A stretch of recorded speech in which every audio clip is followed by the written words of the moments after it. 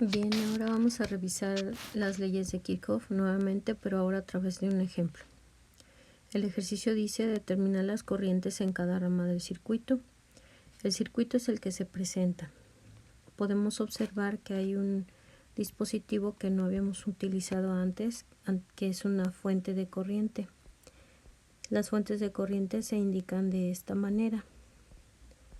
Y una fuente de corriente de preferencia no se debe considerar en las ecuaciones de malla. Se puede hacer, pero si se hace, como lo que vamos a buscar en las corrientes de malla es el voltaje, tendríamos que agregar una nueva incógnita. Entonces, de preferencia no hay que considerarlo. Bien, ahora sí, comenzamos. Los pasos que hay que seguir son exactamente los mismos que habíamos mencionado en el video anterior. Primero hay que buscar los nodos y nombrarlos. Como segundo paso, buscar las ramas, anotar las corrientes en cada rama del circuito. Como tercer paso, escribir las ecuaciones de nodo siguiendo la misma regla, cualquiera que nosotros hayamos elegido. Por ejemplo, podemos elegir que las corrientes de entrada sean positivas. Como cuarto paso, vamos a buscar las mallas e indicar las subidas y caídas de voltaje. Como quinto paso, escribir las ecuaciones de malla. Y último paso, resolver el sistema de ecuaciones. Comencemos entonces. El primer paso dice nodos. ¿Cuántos nodos hay? Veo que hay dos nodos. Un nodo que está constituido es donde se conectan tres elementos y está constituido por los elementos 5 ohms, 8 ohms y la fuente de 3 amperios. Un segundo nodo se encuentra en la parte inferior del diagrama. Está constituido por una fuente de 50 volts, una fuente de 3 amperios y la resistencia de 8 ohms. Y los anotamos, son los que tenemos en la parte superior. Y este va a ser el nodo A y este va a ser el nodo B. Segundo paso, anotar las corrientes de rama. Veo que hay tres ramas.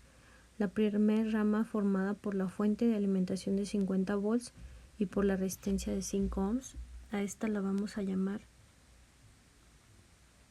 corriente 1. Una segunda rama que es solamente la resistencia de 8 ohms. A esta le vamos a llamar corriente 2. Y una tercera rama que es a través de la fuente de corriente. No es necesario agregar una incógnita adicional. Podríamos, pero ya sabemos que esta corriente es igual a 3 amperios. Así que podemos descartarla. Bien, además los nodos, habíamos mencionado que eran dos nodos A y B. Y ahora sí podemos escribir las ecuaciones de nodo. Comencemos con el nodo A. Dijimos que las corrientes que entran deben de ser positivas y las que salen negativas. Veo que entran I1 y I3, entonces serán positivas. I1 más I3 que vale 3 amperios. Y las que salen del nodo A solamente es una, es I2, y como sale será negativa. Ahora en el nodo B.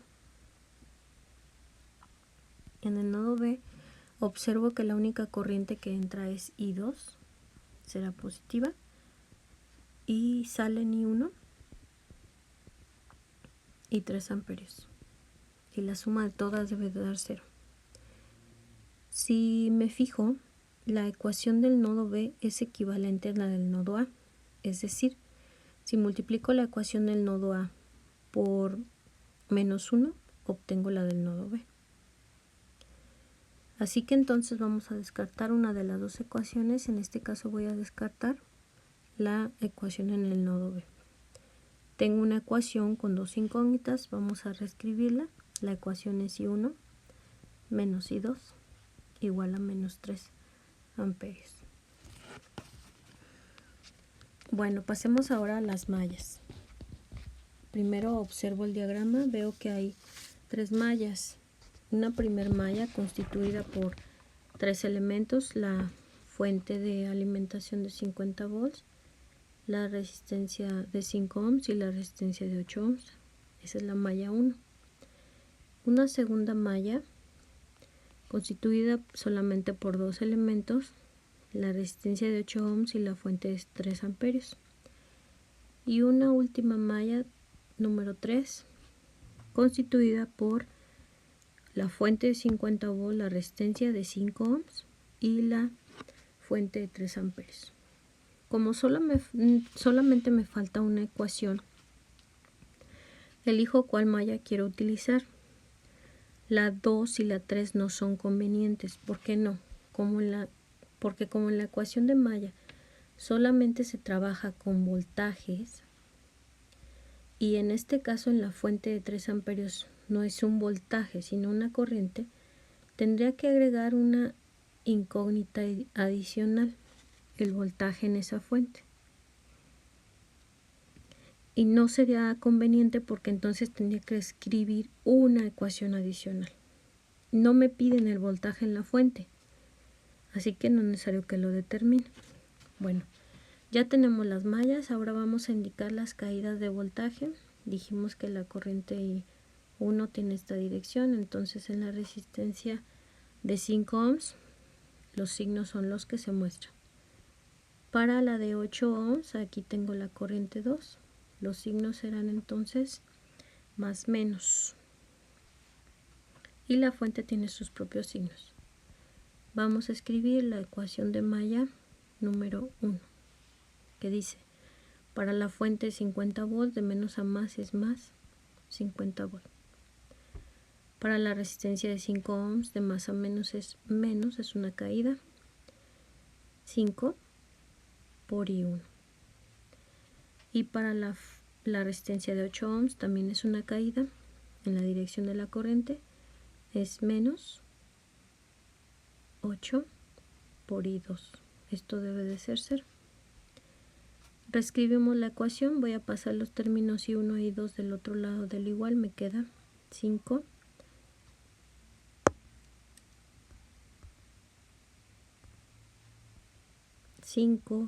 y 1 más 8 y 2 igual a 50 volts. Ya tenemos dos ecuaciones. Ahora vamos a resolver el sistema. Se puede resolver por suma y resta, igualación, sustitución, a través de la inversa, a través de eliminación gaussiana, pero en esta ocasión vamos a usar Cramer. Escribimos el sistema como lo hacían en álgebra lineal. En la primera columna I1, en la segunda I2 y en la última los términos constantes. Me queda entonces 1 menos 1 menos 3 y 5, 8 y 50. Ahora vamos a resolver por Cramer. Por Cramer voy a plantear los determinantes. Para I1, en el numerador es menos 3, 50, menos 1 y 8. En el denominador 1, 5, menos 1 y 8.